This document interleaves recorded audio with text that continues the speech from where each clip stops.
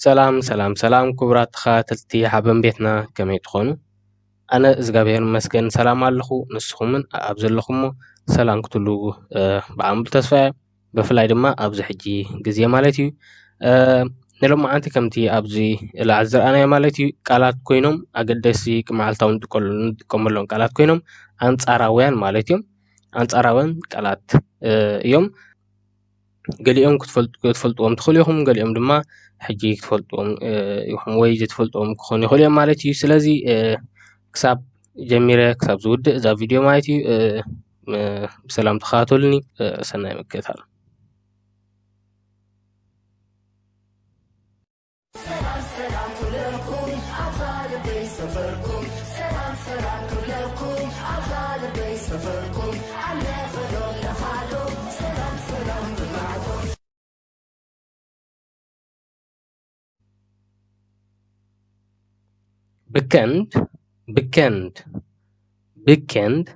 ብከንድ ፍሉጥ ሰብ ማለት እዩ። ፍሉጥ ነገር ብከንድ ፍሉጥ። ኦን ብከንድ ናቱ ኣንጻር ከዓ ማለት እዩ ኦን ብከንድ ዘይፍሉጥ ማለት እዩ። ኦን ብከንድ ዘይፍሉጥ፣ ብከንድ ድማ ፍሉጥ እዮም ማለት እዩ።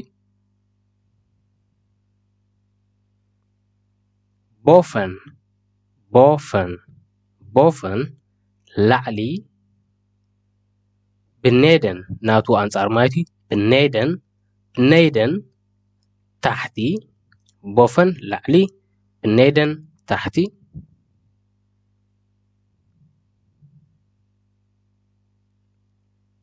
ቦት ጎዲብ ማለት እዩ። ጎዲብ ናቱ ኣንጻር ድማ ስኼርብ በሊሕ። ቦት ጎዲብ ክኸውን ከሎ ናቱ ኣንጻር ድማ ስኼርብ ማለት እዩ። ኣንጻራዊ ናቱ ማለት እዩ ስኼርብ። ቦት ጎዲብ፣ ስኼርብ በሊሕ።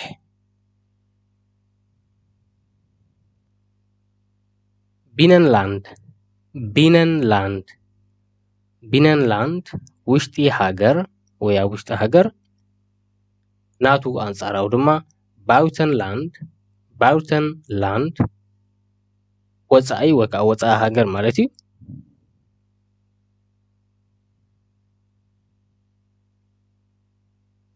ቢነን ውሽጢ ናቱ ኣንጻር ድማ ባውተን ወፃኢ ወይ ከዓ ደገ ማለት እዩ። ቢነን ውሽጢ፣ ባውተን ወፃኢ ወይ ከዓ ኣብ ደገ ወይ ደገ ማለት እዩ።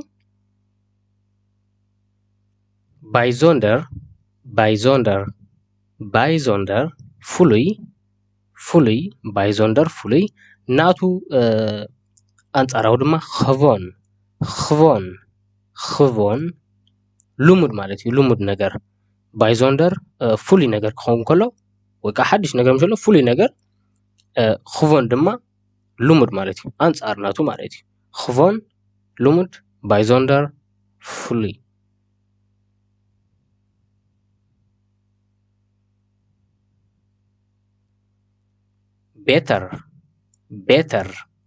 ቤተር ዝሓሸ፣ ስለኽተር ዝኸፍአ ማለት እዩ። ቤተር ዝሓሸ ክኸውን ከሎ ወይ ዝሓሸ ወይ ከዓ ናቱ ኣንጻራዊ ድማ ስለኽተር ድማ ዝኸፍአ ማለት እዩ። ቤተር ካብኡ ዝሓሸ ክኸውን ከሎ ናቱ ኣንጻራዊ ድማ ስለኽተር ከዓ ዝኸፍአ ማለት እዩ።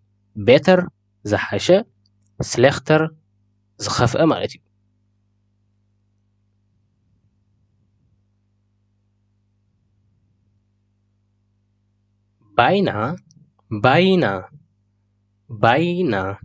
ባይና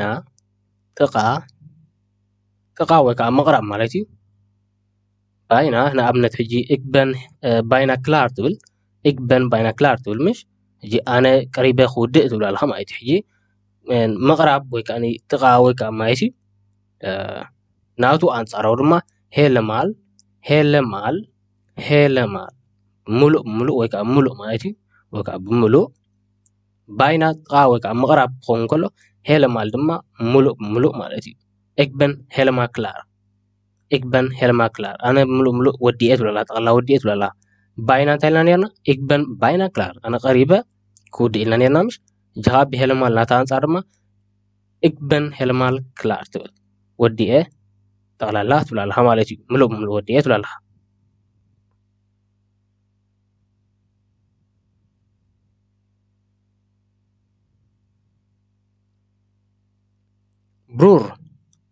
برور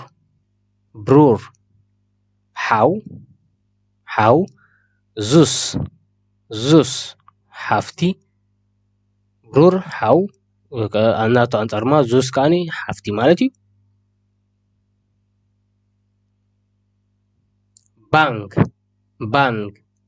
بانك مفرح وكاني فرح ناتو أنصار دما دابر تبع مالتي بانك مفرح وكا فرح خون كله ناتو أنصار دما انتاي دابر تبع مالتي دابر بانك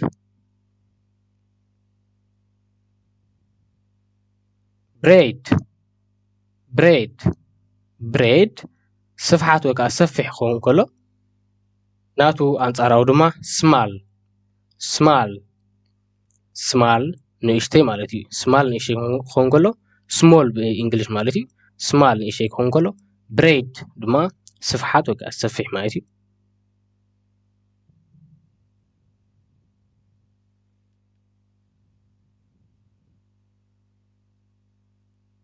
بخين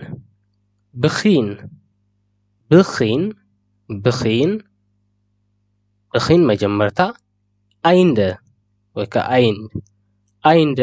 أيند مودعتا مالتي بخين مجمرتا أيند دما مودعتا بخين أيند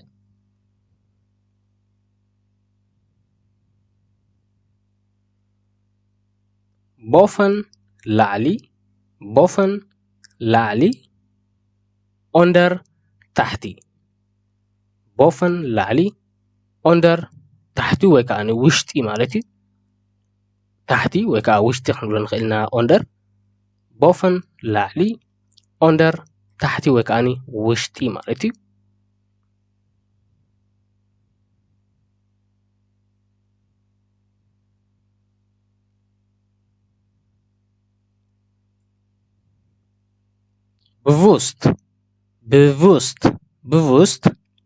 بفوست بفلات مالتي بفلات بفلات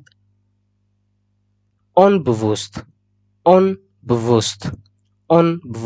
بزي فلات مالتي بفوست بفلات خونكولو كون الكا خونكولو بفوست onbewusst جما بزي فلات مالتي بزي كون الكا زي كونكا بهند بتحن ولو مالتي يا كون الكا زي محرام ويكا كون الكا زي زخون نجر زي مقبار وكا كيف لتكا زي مفلات مالتي bewusst onbewusst an مولع out مطفأ an مولع out مطفأ an out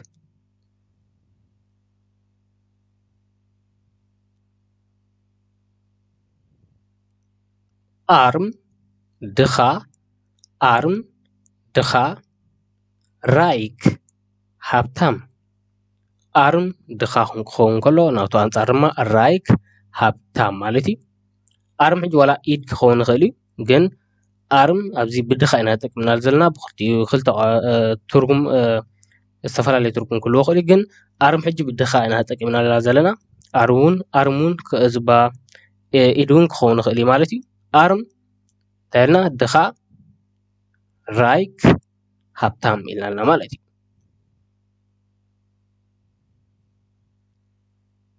alltid كل جزء نويت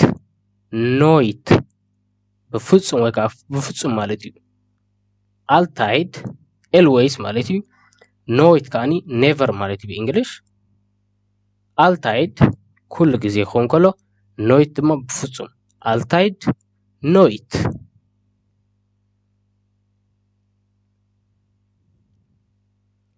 አንደረ አንደረ አንደረ ካልእ ወይ ከዓኒ ዝተፈላለየ ወይ ከዓ ዝተፈላለዩ ደዘልፍደ ሓደ ዓይነት ደዘልፍደ ድማ ሓደ ዓይነት እዩ ማለት እዩ አንደረ ክኸውን ከሎ ካልእ ዓይነት ወይ ከዓ ካልእ ዝተፈላለየ ነገራት ክኸውን ከሎ ደዘልፍደ ማለት ከዓኒ ሓደ ዓይነት ማለት እዩ ሓደ ዓይነት አንደረስ ወይ ከዓ አንደረ ወይ ከዓ አንደር ደዘልፍደ አንደረ ደዘልፍደ